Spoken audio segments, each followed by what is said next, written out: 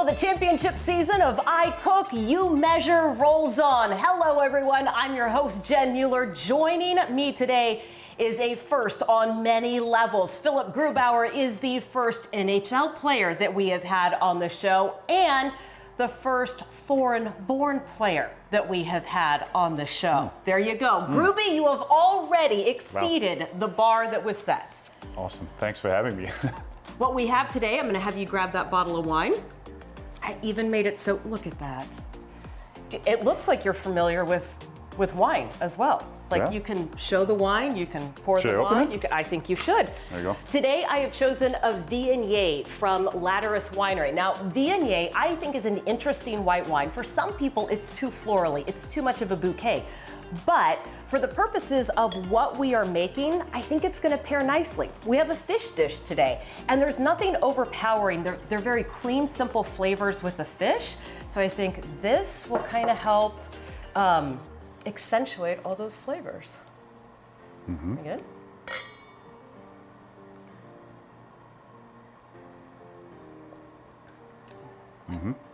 It's crisp. Super light. Yeah. Love it with the fish. That's awesome. Yeah, good. So we've already got stamp of approval on that. Here is what we are gonna make today.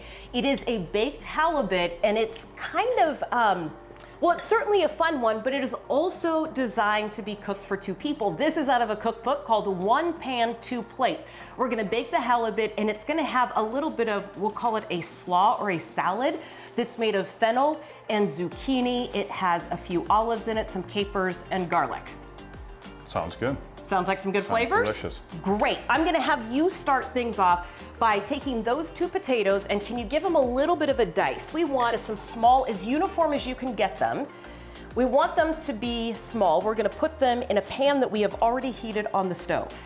In Germany, what would a typical meal be that like your mom or your grandma would make? Where I'm from, it's schnitzel, right? Bavaria. It's veal. Okay. Basically like chicken parm just with veal, and usually have lots of potatoes, right? Lots of potatoes, lots of pasta, because we're close to Italy, and that's always something that's easy and super quick to make. We are just gonna salt and pepper the potatoes. We're gonna let them sit there untouched for 3 to 4 minutes while I put you to use making the salad. You don't have to cut this nearly as fine. Oh, good. And work to temp. Do you have any idea what this is? No. Okay. This is fennel.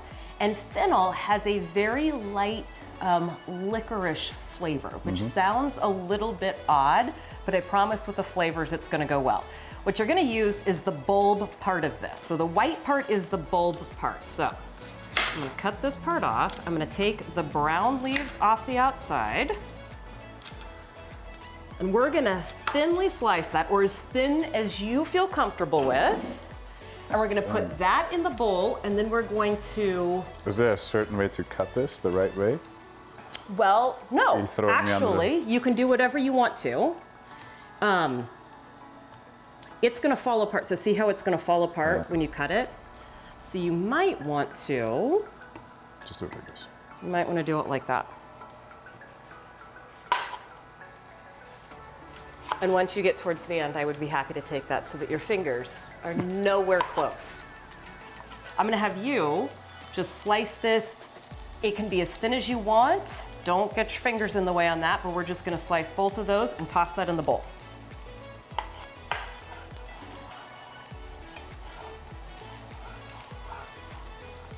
At what point did you know you were going to become a hockey player? I started when I was 2-3 years old to skate, and then... First of all, how big are those skates? They're like teeny tiny skates. Yeah, like tiny. what, are they actually, like your foot goes all the way in the skates? Or do they strap on, I'm serious, like do they strap onto your little toddler shoes? Like what happens here? I think like at that point you had 2 blades on. You just like, it's like when you hike a mountain, like kind of crampons, so 2 blades. So it wasn't really a skate back then. And then like once you're older, like 3, 4, I think we had skates. But I always played like 2, 3 age groups up fairly early. So I would say with like 8, 9 years old, I was like, okay, like, let's try this. And do you have siblings that you were following in their footsteps of, or you were, this was just your thing? I'm an only child, and my hometown is a pretty big hockey town, but everybody back home plays soccer, right? So I wanted to do something else. I played tennis and I skied growing up, and because of the hockey town, I was just like, I want to try hockey. It's pretty awesome, and stuck with it. It was a hockey town, but everybody played soccer. Everybody played soccer, yeah, around the town. Gotcha. Also, keep an eye on the knife. I appreciate eye contact, but if you could just keep an eye on the knife, that would make me feel a lot better about where things are going. So this one in here? Yes. Okay. We are almost done with the chopping. If you don't do the cooking, you don't do the cleaning up either, do you? My least favorite part. That's why I don't cook. Cleaning up. Really? Yeah, really. That can't. That is the entire impetus for you not cooking is you don't want to clean up. I mean, I've often said that one day I am going to get so tired of folding clothes. This is along the same line. I'm just going to become a naturalist and join a nudist colony, right? Isn't that the same difference? Do you know they have machines where you just put your clothes in and it folds it for you? Well, you know they have machines where you just put your dishes in them and it takes care of it too. What's that one called? Dishwasher? Yes, actually that's how that works. To our zucchini and fennel, we are gonna add a clove of garlic. We're gonna dice that up. Maybe I'm gonna be dicing that up. I'm gonna have you add a teaspoon of capers, is gonna go right in there. We're gonna half the olives and put them in there. So which part of that would you like to do? This goes in here? Yep. Done. I should have said which two of those things would you like to do. You can do this one. You're no dummy. I cut the olives. Okay. I cut the olives. Now, people who have watched this show before know that I actually dislike cutting garlic because it makes my fingers smell like garlic for the rest of the day. So usually, I take the shortcut. Is that the one that makes you cry? No, I'm kidding. I'm kidding. well, we really have a long way to go here, Grubi. We've got a long, long way to go. Explain to me what happens when everybody goes into the dressing room during the end of a period. Because here's what I find fascinating. Look, I like to work out. I like to work up a good sweat. Totally, like that feels great to me. You know what does not feel great to me? Taking off my sweaty workout clothes and then putting the same ones right back on. Can you please explain to me why this happens in a hockey dressing room? Yeah, I don't know why guys do that. I always change my stuff. I hate that. You change it all the way. You're not putting the same sweaty stuff back on. No, the hockey equipment I put on, but like everything underneath I'm gonna change because I sweat so much and I lose one game 8 to like 14 pounds a game. Yeah, like 6 to 12 depending on how. A game, yeah. So I sweat a lot. And then some guys, they don't even have compression stuff on underneath. So I don't know how they do it. But my stuff is always on the dryer. As soon as like I come into the locker room, I take everything off and put it on the dryer. Because it just like collects sweat and then it gets heavier and like the 2 or 3 more pounds out there make a huge difference.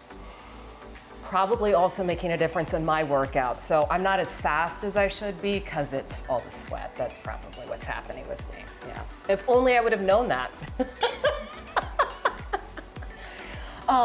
Okay, can you reach around that olive oil? Yep, grab me the thyme and grab that lemon.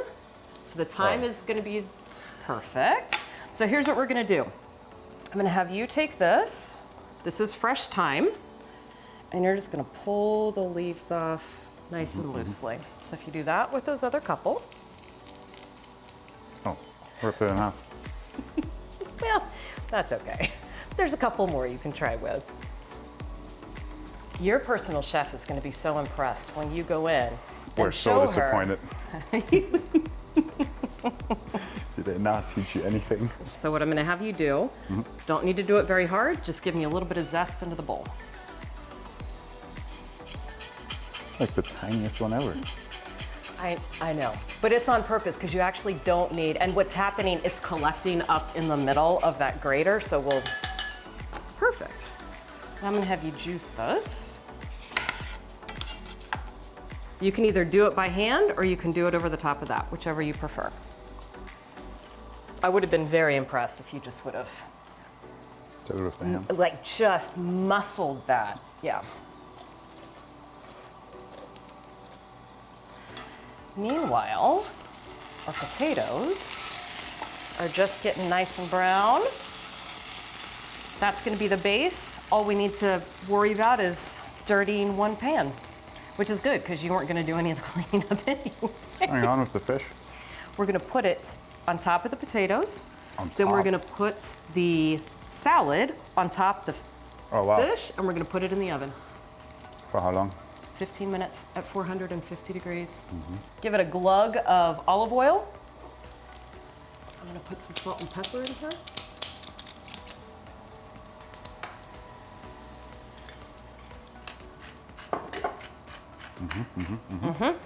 You should be smelling some freshness. good.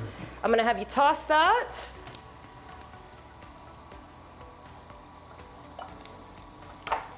And just like that, the hard part is done. If you would put that piece of halibut right on top of those potatoes.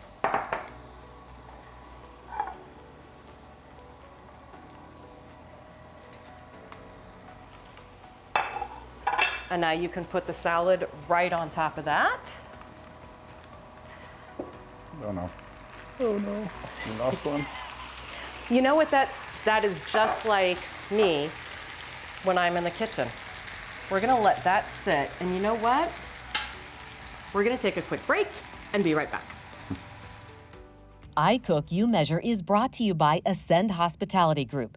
Committed to elevating the communities it serves, AHG invests wholly in both its team members and its guests to take service to the next level. Visit ascendhg.com for more. Our fish has been cooking on the stove for just about 3 minutes. Just wanted to get that going, but we need to finish cooking it. So it's going in the oven, 450 degrees for about 15 minutes. This actually might be the hardest part for me. That and pulling it out, because it requires so much arm strength. And we've already established that I have not been working out hard enough. And he's been eating like an athlete. So I'm gonna have you put this in the oven. Oh, it is heavy. Would you look at that? Did you think I was lying? Also, I mean, I do that regularly on my own, and my professional athlete thought that was happy. So maybe I am working out enough. just say. Okay, so with that, the hard part's done, minus Virtual Master Chef. I'm gonna have you do Virtual Master Chef, which means I give you 5 ingredients. You tell me how you would combine all of these ingredients on a plate. And I say this knowing that you're gonna find a shortcut around this. I did do this kind of German themed, okay? Okay. Pork, pretzels, beer, potatoes, and mushrooms. And then what I'm supposed to say? So if you had those ingredients sitting Yeah. right here, how would you use that to make a dish? I mean, you could tell your chef to make it, but what would you tell your chef to do with that dish? What, that's basically the dish right there. Pretzel as an appetizer with a beer. Then we got like pork chops. So what you got? Pork chops. Potatoes and mushrooms. I knew he was gonna shortcut this. Right, just like toss them in the, like we did. Saute them. There you go. Boom. We basically made the dish just halibut and right. the pork. You just gotta change. You're right. You know what? This is a classic case of me overthinking everything, because you want to know what I was going to do? I was going to use the beer to brine the pork. Yeah. I was going to crush up pretzels and use that as breading so we could have like a schnitzel, right? Yeah, and then serve it with potatoes and mushrooms that had been roasted together. I mean, that's the American way to make Bavarian food. Okay, well, I mean, since Great ingredients. yeah, classic Jen overthinking. That's what just happened there. When you are not on the ice, I know that you have a lot of interest outside of hockey. I always find it fascinating. First of all, I just think that a sport that has so much European influence and foreign influence, I just find it interesting because of all the backgrounds and the perspectives and the insights and the conversations that come out of it. But how did you get into horses, and how did that become a passion for you? Because that's your passion project away from hockey, right? That's the passion project outside of hockey. Yeah. It keeps my mind in a neutral level. It started off actually. I grew up close to farms back home, but we never had horses. But I always wanted to have a horse. And then when I moved to Colorado, it's the Wild West out there. And one of my friends who plays tennis, he's from Italy. They have a ranch up in Boulder. And they kind of got me into horses, and then since ever,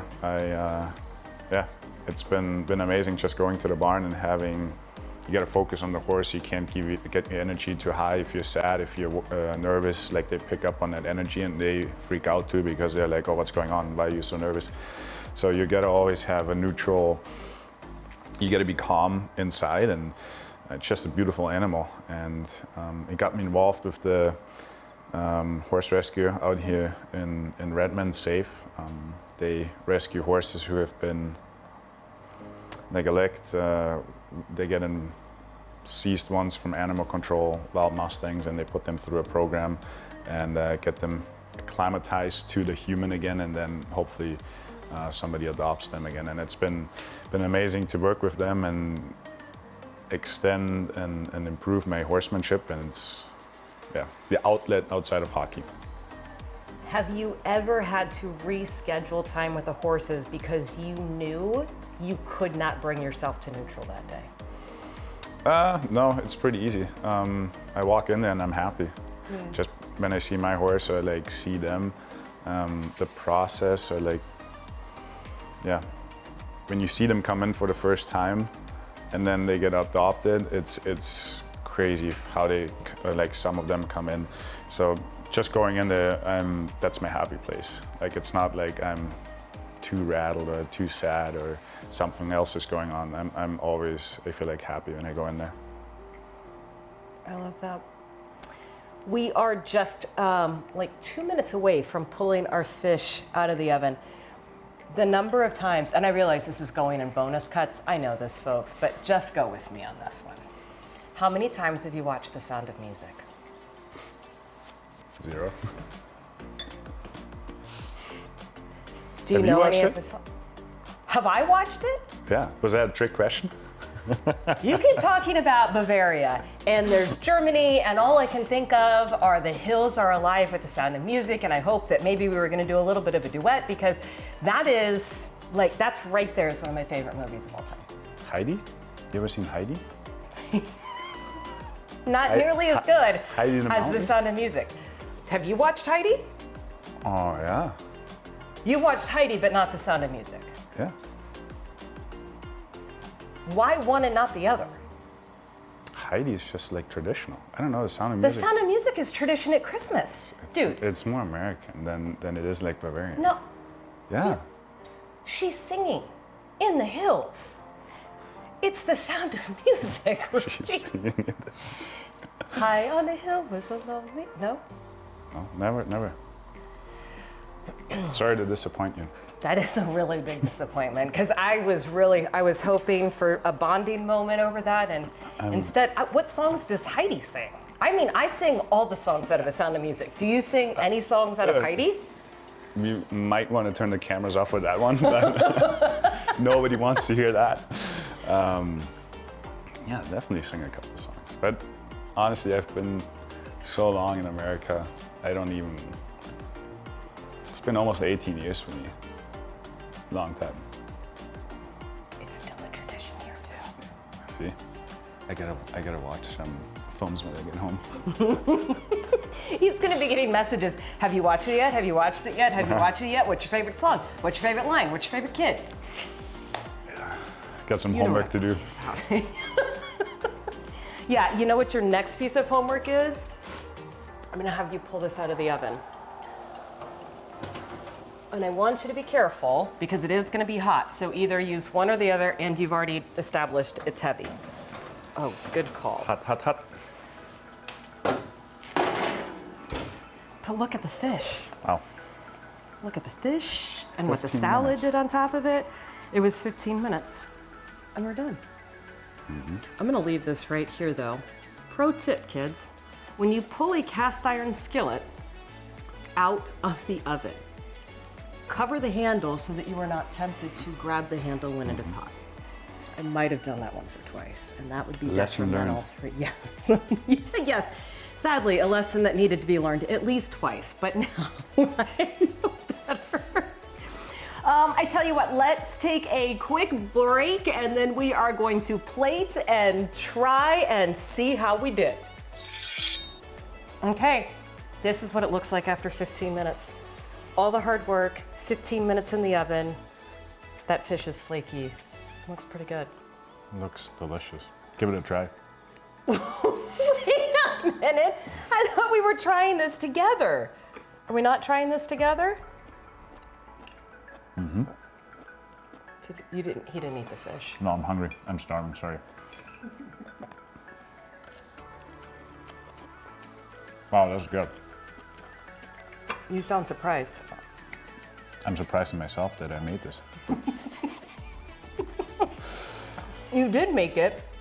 It is delicious, and I'm gonna try a sip of the wine and see if all those flavors come together, because we're getting a little citrus. You get just a little bit of licorice. Almost, it's more of the smell of the fennel than you actually get flavor. It comes really, everything matches pretty well together. That's good. And then you have the nice like bouquet and the crispness of a viognier. I'm glad you picked the right one, not a red one. For this fish, For the or fish, in yeah. general. Not in general. Yeah. Oh, well, And for the fish. seems like a different talking point for another episode on wine pairings and why we have them. This is excellent, and this has been really fun. Yeah, thanks for having me. Thanks for stopping by. And I really do hope that your personal chef is impressed with you. She's going to be. I'll write a letter of recommendation. That's what's going to happen next. As you can tell, we have a lot of fun on this show. I love the conversation, the camaraderie, learning something new about the people around us, and it all comes together over food. But I also know that it is not possible for everybody in our community to do that, which is why I am very proud that for every episode of I Cook, You Measure, a donation is being made to end food insecurity in our community. Another thanks to Grubi for joining us. Thank you for watching. We'll see you next time. Cheers.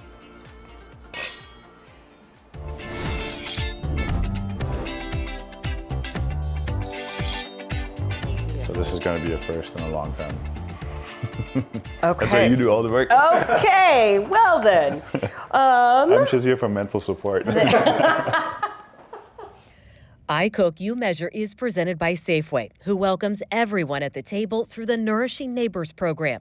You can donate in stores or get involved with the Back to Action campaign. Our food banks need volunteers to ensure no one in Washington goes hungry. Make a difference in the fight against food insecurity by using the QR code, and let's get back to action together.